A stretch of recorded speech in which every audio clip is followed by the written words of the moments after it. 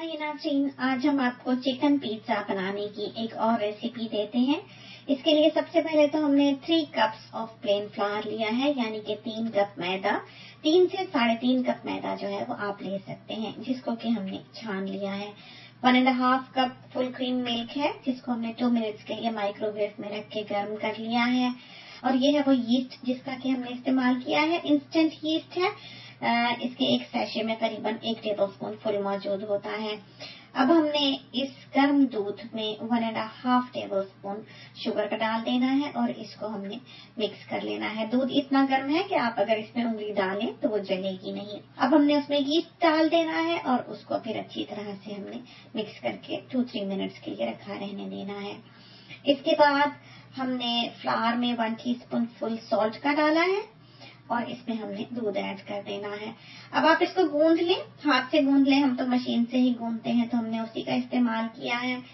आपने इसको रोटी की तरह पतला सा रखना है, हार्ड नहीं करना है इस आटे को, इस डो को। तो अगर आपको लगे कि इस दूध से ये ज्यादा पतला हो गया है तो थोड़ा सा ड्राई फ्लावर डाल लें, और अगर आपको लगे कि थोड़ा सा हार्ड है तो उसमें आप थोड़ा सा दूध और डाल लें।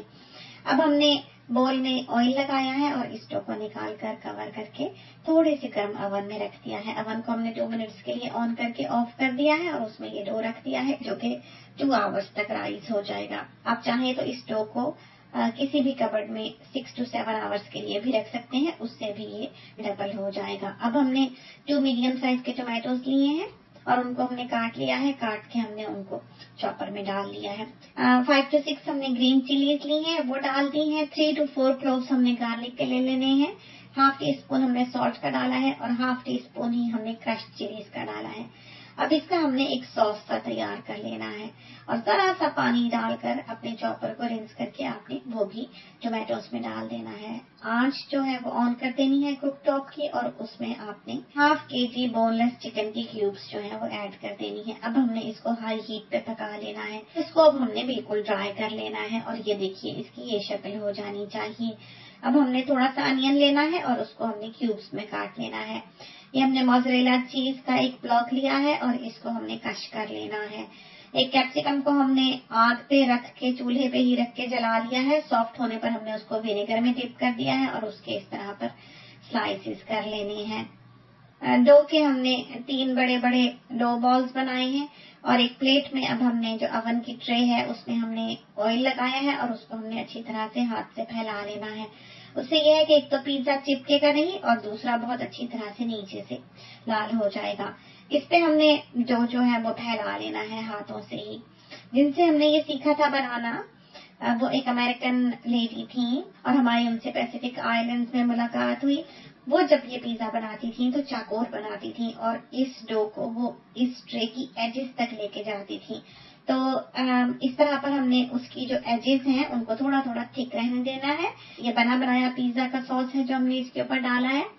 अगर आप ये इस्तेमाल करना चाहें तो कर सकते हैं, वरना आप इसको घर में तैयार करने की रेसिपी जो है वो हमारी दूसरे पिज्जा की रेसिपी में देख सकते हैं। ये सेमी ड्राइड टोमेटोज हैं जो कि हर्ब्स के साथ मिलाकर ड्राई किए गए होते हैं। सबसे पहले तो हमने पिज्जा पर जो सॉस स्प्रेड किया है उसमें मशरूम्स डाले हैं। सेमी ड्राइड टोमेटोज जो है वो डाल देने हैं।